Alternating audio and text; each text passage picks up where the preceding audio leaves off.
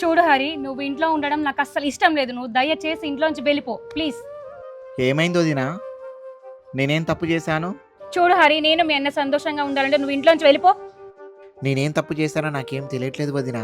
అయినా నాకు మీరు అన్న తప్ప ఎవరున్నారు చెప్పండి? ఇప్పటికిప్పుడు వెళ్ళాలంటే ఎక్కడికంటూ వెళ్ళాలి వదినా?